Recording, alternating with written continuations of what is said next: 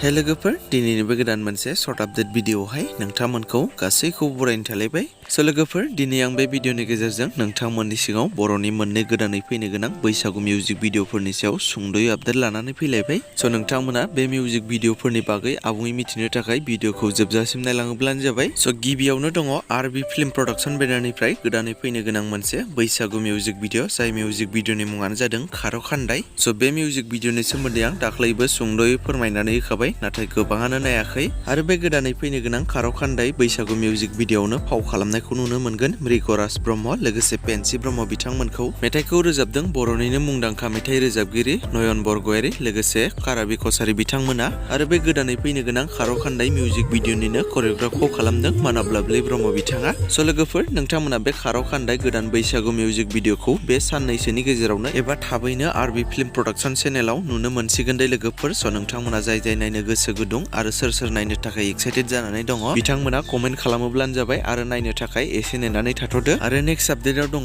बर'निनो मेथाइ रोजाबगिरि बिथां गीताश्री रामसियारिनि गीताश्री रामसियारि अफिसियेल चेनेलनिफ्राय बिथांनिनो गोदान मोनसे मिउजिक भिडिअ फैनो थांगासिनो दङ आरो बे मिउजिक भिडिअनि मुङानो जादों हायनारि सिखोला आरो बे मिउजिक भिडिअआव बिथांनि फाव खालामनायखौनो नुनो मोनगोन आरो मेथाइखौबो गीताश्री रामसियारि बिथाङानो रोजाबदों। स' लोगोफोर बिथांनि बे गोदानै फैनो गोनां हायनारि सिखोला मिउजिक भिडिअनि शुटिंआ अलरेडि जोबनानै थांबायानो। दा नोंथांमोना साननैसो उनावनो गीताश्री रामसियारि अफिसियेल चेनेलाव नुनो मोनसिगोन दे लोगोफोर। स' लोगोफोर बिदिब्ला दासिमनि सुंद' आपडेट भिडिअआ बेखिनियानोमोन। जुदि नोंथांमोना भिडिअखौ नायनानै मोजां मोनदोंब्ला लाइक खालामदो आरो बेफोरबायदिनो माखासे बर'नि फैनो गोनां मिउजिक भिडिअ आरो बर' सावथुनफोरनि बागै आपडेटखौ मोननो थाखाय चेनेलखौ साबस्क्राइब खालामनानै खाथिनि बेल आइकनखौबो अलाव प्रेस खालामना लादो।